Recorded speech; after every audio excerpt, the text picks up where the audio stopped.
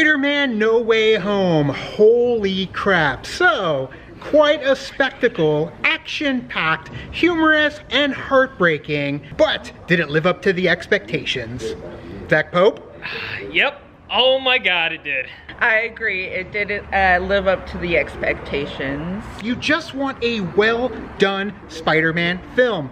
That is what we got with this movie. Absolutely, and that's what I really loved about it, was that this is the Spider-Man I think everyone's been clamoring for. Everyone, you know, there's the people that say, oh, Iron Boy Jr. This is the closest we've gotten to, say, Raimi and even Mark Webb's Spider-Man when it comes down to story and bringing to life the stakes. I felt it throughout the entire thing, the stakes of you don't know what's gonna happen. Even if you've seen the trailers and maybe even some of the leaks, you don't know what's gonna happen here and there.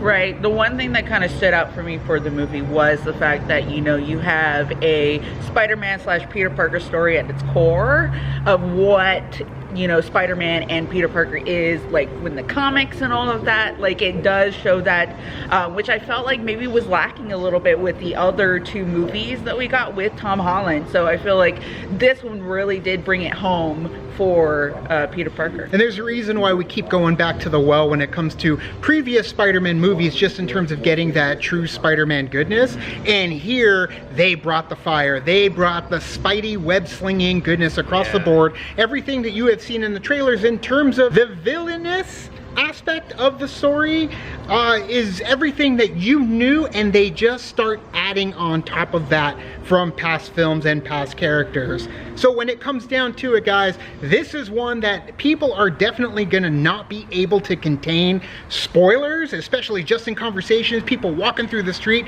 are gonna be talking about this, so it's definitely one you kind of need to see right away. Yeah, if you don't want the spoilers, stay off Facebook, Twitter, Instagram, TikTok. Oh, there are multiple images in there that I saw, and I'm like, that's gonna be a picture on Thursday. Yeah. Hands down going to be like right on TikTok, all that stuff. You are going to see stuff. And again, they kept like, I kind of regret seeing the last trailer because they didn't show a lot. Sure. But there are certain moments where you're starting to piece together stuff.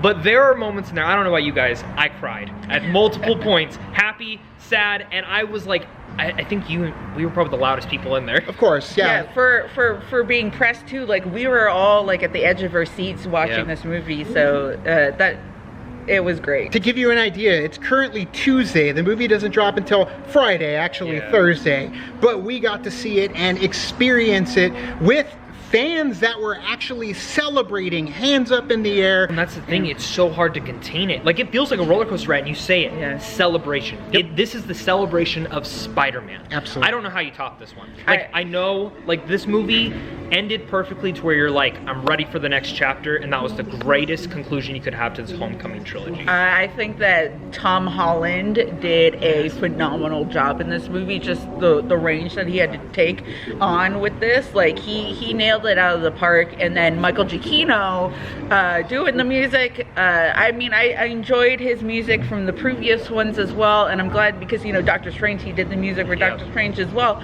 So the fact to combine Doctor Strange's music with Spider-Man's music was a lot of fun. Michael Giacchino knows when to bring in aspects of previous films and scores to use them perfectly within the film to give you that connection to what has come before. He's done it in Jurassic World. He's done it in Rogue One. It's great that he's been able to take aspects of what has been done, the legacy that's been carved out in the Spider-Man universes across the Spider-Verse, and brought it here to be able to just pull at our heartstrings once again when it comes to the imagery. Yeah, and you said Tom Holland. I think this is one of his best performances. Probably his best performance. I mean, I don't know if you guys saw Cherry. I thought he was pretty good in there. This is like, everyone was saying maybe he should be an Oscar nominee for that. No. This is hands down his best performance. Zendaya's incredible. Jacob, the kid who plays Ned. Of course. Awesome. Marissa Tomei. Perfection. I want to ask you guys though, who's your favorite villain in this? Oh, come on, it's Green Goblin across the board. Willem Dafoe, man. Willem Dafoe comes back into the role and he amplifies it. That's the thing, man. It feels like these characters got amplified. Well, some of them do feel like they kind of do take a backseat so others can shine. it's understandable in a movie with so many characters that you're going to have some that are going to be more supporting than they are leading the charge. Yeah. So because of that, though, it was killer. And there were some aspects of the movie, I don't know if you guys felt this, it felt like there were some scenes where a lot of the actors weren't even in the same room with each other. I actually agree with that. I think there's something that comes down with the editing of this is they're trying to get this fast pace going. Sure. And also trying to explain everything. Right.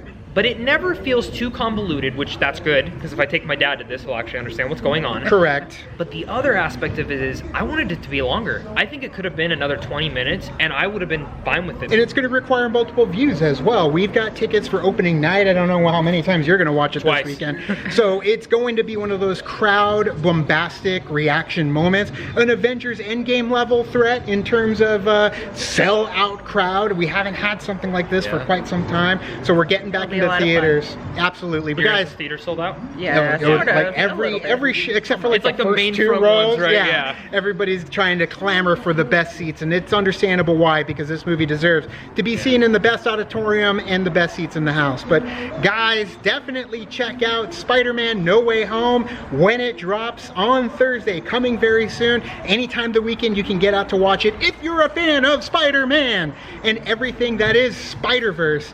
Definitely get into the theaters to check this out. Zach Pope, thank you so much for joining us for this non-spoiler review. Where can everyone find you? Just Zach Pope Reviews on YouTube. Type that in, and thank you guys for inviting me. I'm happy when you guys get to make up the drive to come see a film up in Phoenix, Arizona instead of Tucson.